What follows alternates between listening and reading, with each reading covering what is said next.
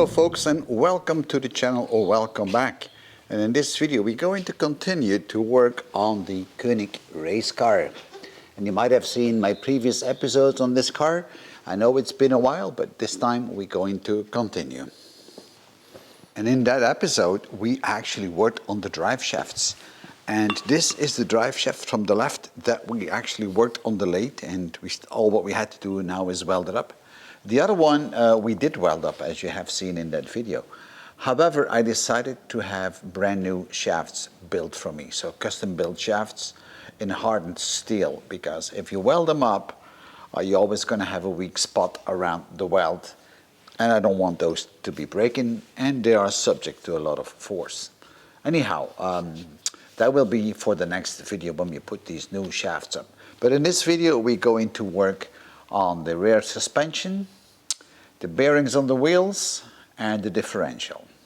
So here we have the differential, and in this race car we have a chain driven differential, as you can see right here.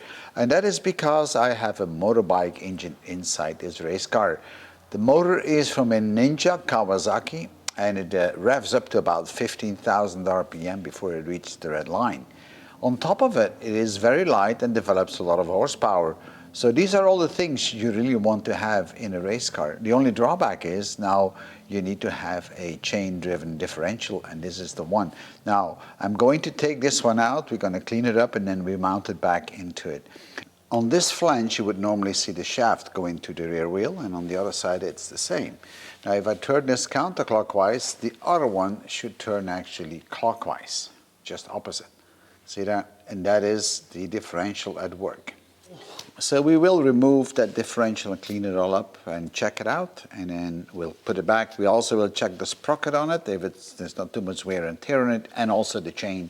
Maybe we need to change the chain, I don't know yet. We'll see what the play is on the chain. And then we're going to check the bearings, because we got potentially some issues with the wheel bearings. I'm going to put the microphone a bit closer because you can hear the little balls in this bearing, and that's most likely a sign that the bearing is no longer good.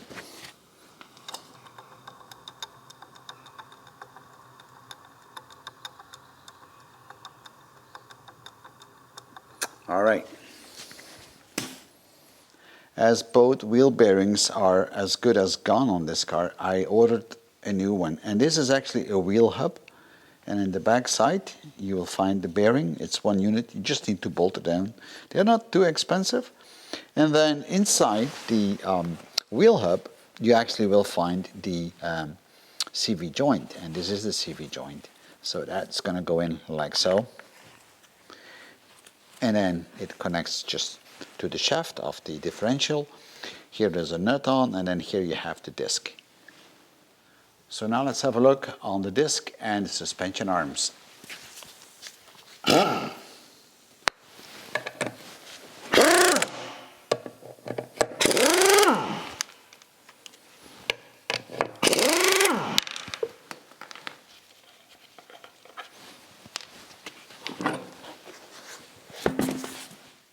The brake caliper normally sits here, and that's the one we did remove in the previous episode when we were rebuilding those.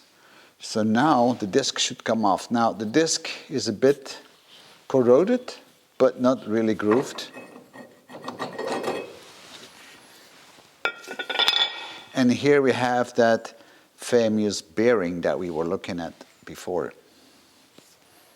And we're going to replace that disc with a brand new disc. So that will be a lot better. Maybe the old one is still okay. I'm not going to bother measuring the old disc to see if it's still straight. I'm just going to put up straight brand new ones. They are not expensive.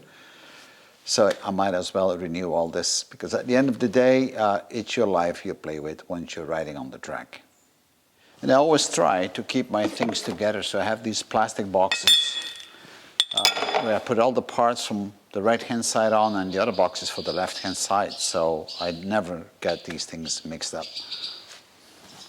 Next is to take off the wheel hub.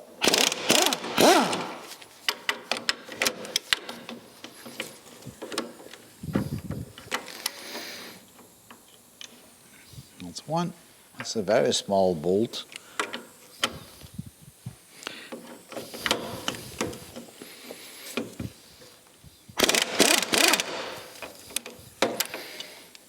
Next one.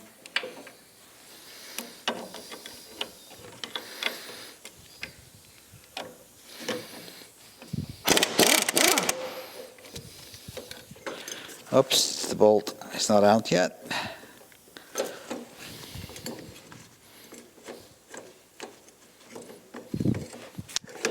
Oh, come on. There we go. And here is the wheel hub. When I take things apart, I either make notes, or I take pictures or a video, so I know exactly how things are fitted. Because sometimes I need to leave the car for a month or so without work on it, and then you don't remember. Now, like this part right here, this is where the brake caliper fits on, and see how that is fitted. You might also make a mistake if you reassemble things, and you might actually do it the other way around, right? So, and that's why I always take pictures of it. Now, I know I'm not going to reuse this old wheel hub, but I'm keeping the bolts that came out of it together. So when I put the new one up, I know exactly which bolt is going where. Because there is no manual on this car. Typically, race cars like this, they are all special made, and they are not having a lot of manuals on them. They are composed of multiple parts, like these wheel hubs here. These are actually coming from a Fiat X19.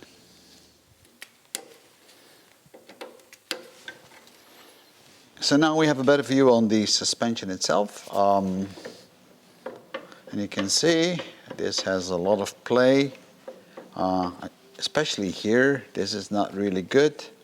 Look at that, on how that bolt is loose in here. This is an issue, but we've seen that before. So we're going to take this apart. So we have an upper wishbone, we have a lower wishbone, and look at the direction on how that is fitted. And then we got what we could call an upright, and then the shock is over there with some push or pull rods, whatever you want to call it. A lot of adjustments on it. And we have all these small little ball joints. Yep.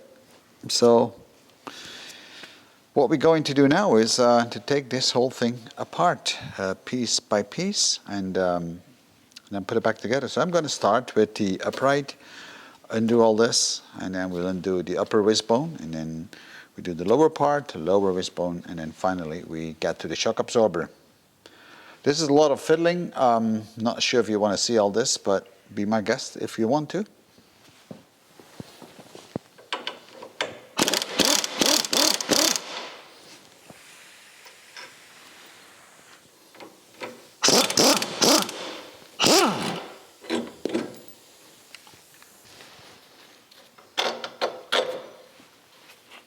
All right.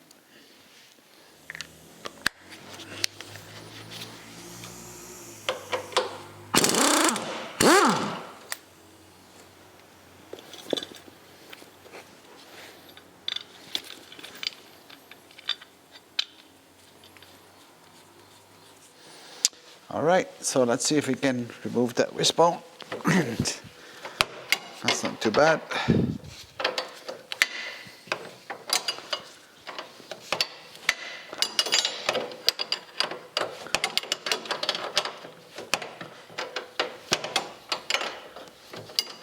Now, I don't know if you noticed it, but I made some marks here with my pen, so I know that this is the top front side, just in case I forget.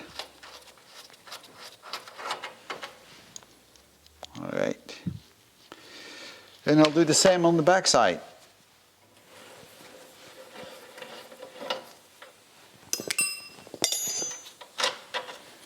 And it should come off.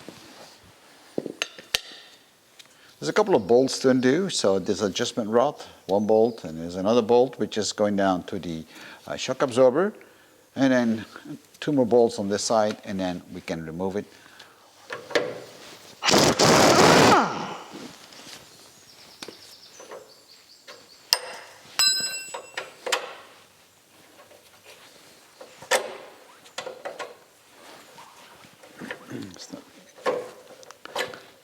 There we go. So these are bearings, and This one feels pretty good, and this one, it's a bit corroded, but we'll clean them up and we'll see, and if necessary, we'll change them. And I like to keep the bolts together.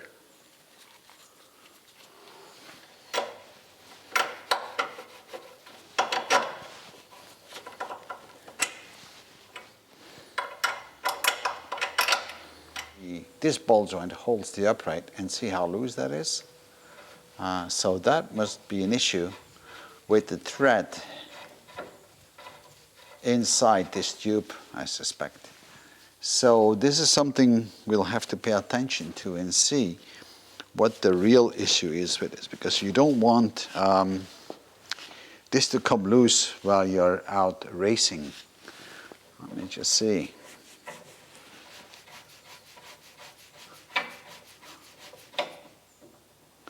It has quite a bit of play. So I might decide to rework this. Of course, with the counter nut, it still looks pretty good, but I'm not sure if I should keep it like this. You see, it still has play on it. We'll see. This is something to be looked at. I might actually fix that tube and put new thread up. So I'm going to mark this so I know this is the front side and the up side.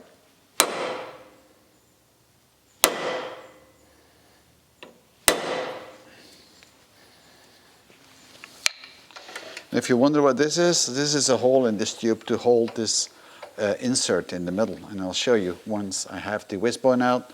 There is a tube inside. Hopefully I can show it to you. Sometimes they come out a little bit difficult.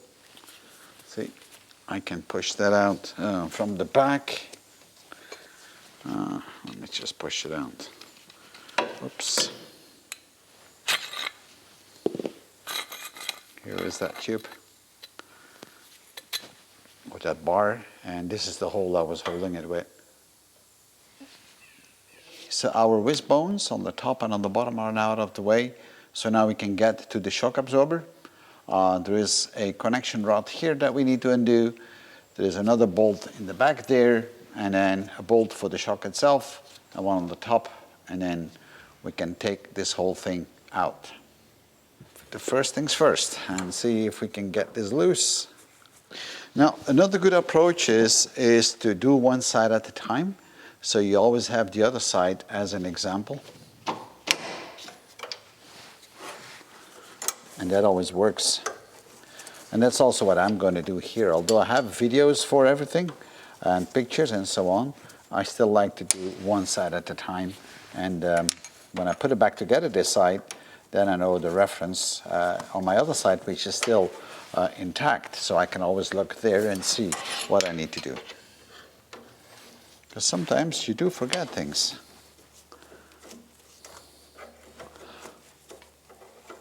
Although it's not rocket science.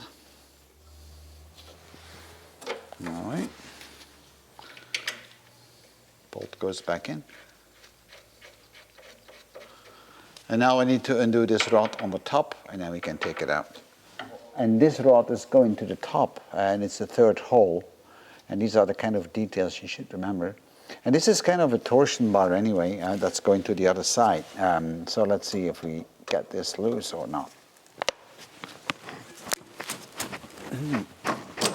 There we go. Not always easy to get things removed, but all by all, on this car I cannot complain. I haven't had any broken bolts so far. Here's the rod. Now this is the top of the shock absorber.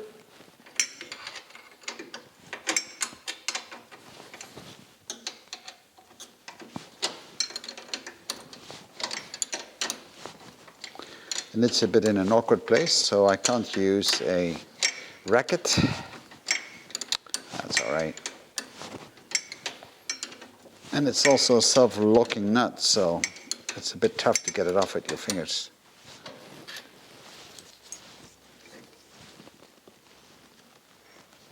And here's the shock. And we got those inserts here. So I want to make sure that I don't lose these. So the bolt is going to go back in for now.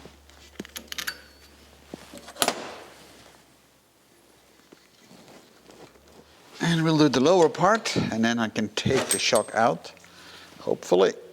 And it's loose already, so that's going to go very easily.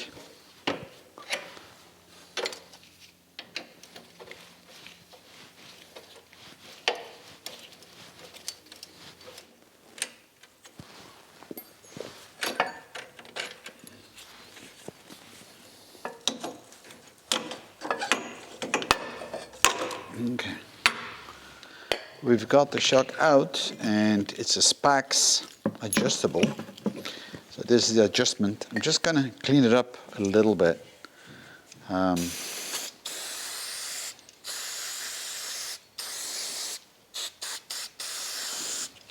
To see if I can turn it and see if it still has some. And yeah, you can turn it. That's good. Let's see. Yeah, it's a very tough one. Maybe I should place it in the lowest position. But it's not turning. No, it's turning properly now. Okay, let's see. 0 should be the soft for it. The soft position. And I can actually pull it a bit. Let's see if we can take it a bit more apart.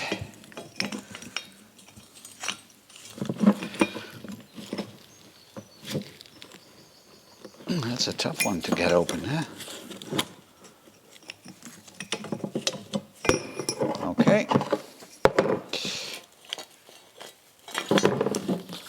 And this bolt, because it's in the way. Now I can take the spring off. And that's the shock absorber. Let me clean it a bit more.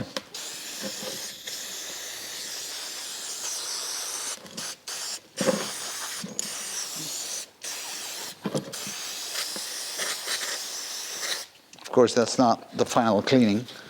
I just want to have it a little bit cleaned up to see what the state is. Then I know if I need to order some or not. What a mess.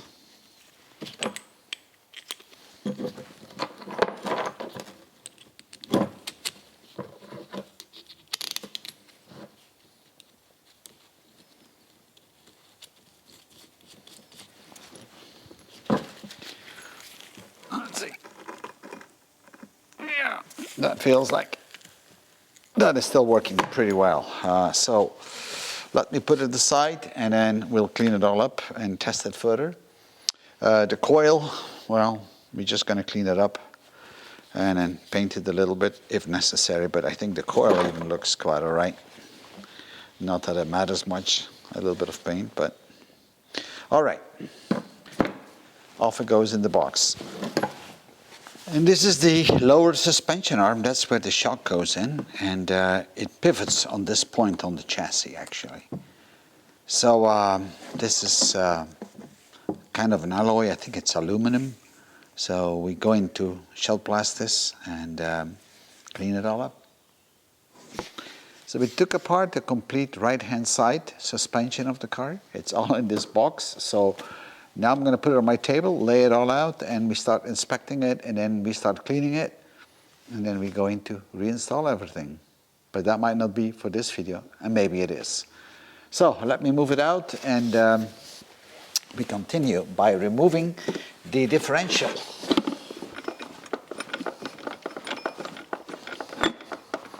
Before I can remove the differential, I will have to break the chain, and you need to open it up on one of those knuckles. Now, some of them come with kind of a knuckle with a sliding split kind of knuckle, so you can unlock it. Others are just bent over like this, and those you need to remove with a special tool. So let's have a look if we see anything on this guy. Now I have to say I cleaned up this chain a little bit. Well, what I see here, and you probably see it as well, they have been messing around with this. It seems like somebody has welded on it, and this knuckle as well is a bit stiff. So I guess that's why they put it together before. They just probably removed that. So what I'm going to do most likely is to grind this off, not with a normal tool because I don't know what they've done here. So I'm just going to grind it off gently. And then later we put a new locking knuckle up, unless there is another one somewhere else. So let's look. But it doesn't look like it. All right, so let me turn it back to that specific one. And I'm going to use my Dremel to flatten this out and then push it out.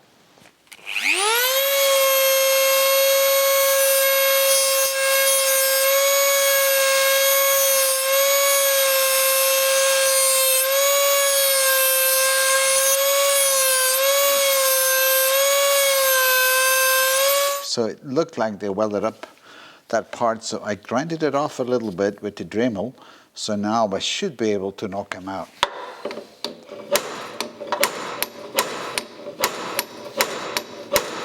And they are moving.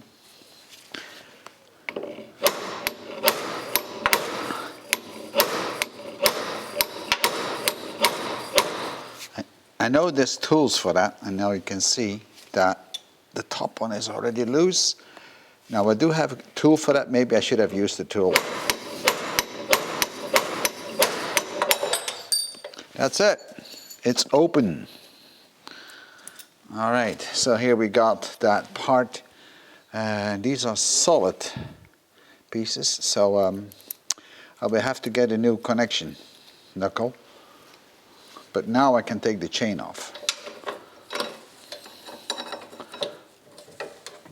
All right. So next we're going to remove these bolts, and then 2 more on the bottom, or actually 4 more, and then I should be able to get it out.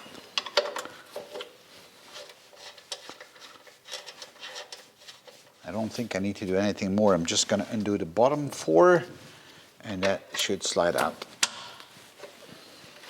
Now this is actually to adjust the tension on the chain.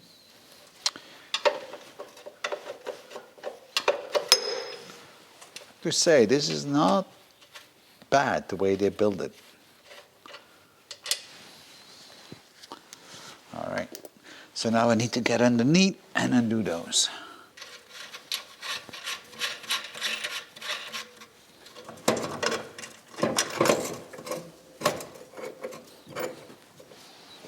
Okay, and here it is. It was a little bit of fiddling, but at the end we did got it out. And here is our differential, and the sprocket even looks quite all right. So I guess the first thing I'm going to do now is to give it a bit of a cleanup, and then we have a closer look.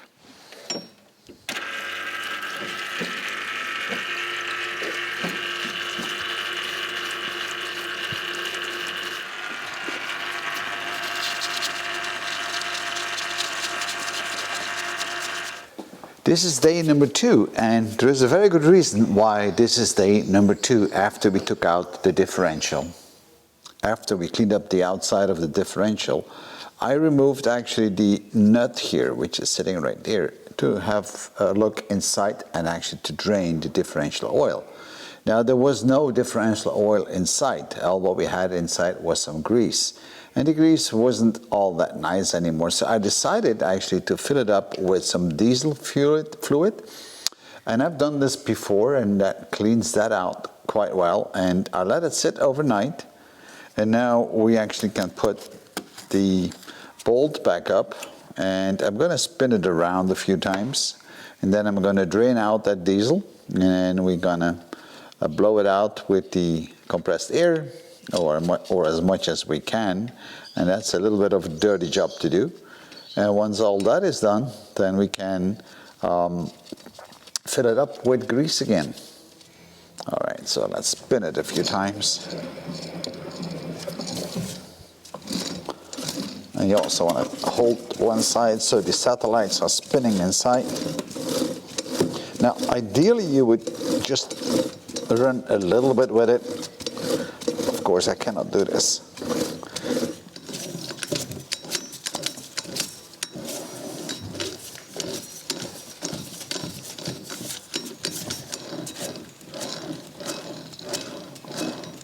All right, so I'm going to undo this nut here, and I'm going to let it all drip out for whatever is left inside. You can see the junk that's coming out of it. So let's rinse it one more time. Now I don't need to let it sit overnight, of course. And this is a bit of a dirty job. Whoops.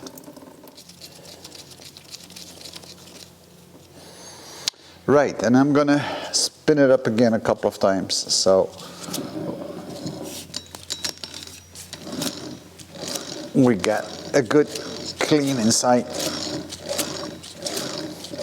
But you could see when I let the fluid out that it was a bit dirty, I mean, which is expected anyway, so.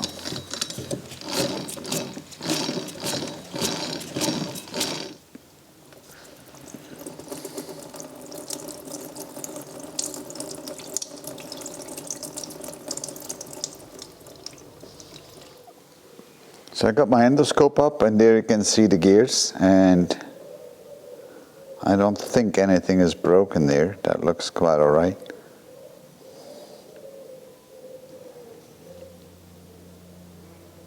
The bearings are making a little bit of noise, so I'm going to pull them off and then put new bearings in. I already removed the flanges. They are just going in like so. So now I have a pulley puller, and let's see if we can get them out or not. But I think it's going to work just fine. I did already the heavy stuff, so now it's just the easier part. Now I could use my pneumatic wrench, but I like to do this by hand. And it's coming. Not sure how much more I need, but it's a little bit more, right?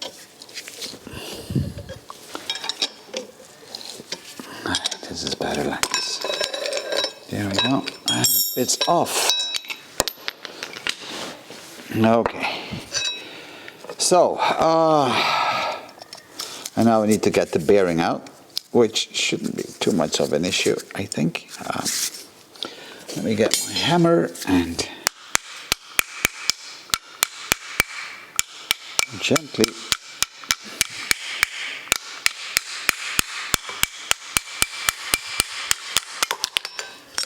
okay, so this is the bearing, and as you can see, you know, and here not in a very good condition, so we're going to replace those. And these are the small nuts that I welded on so I could get it off. All right, so now all we need to do is knock out the bearing and see if we can get some new bearings, right?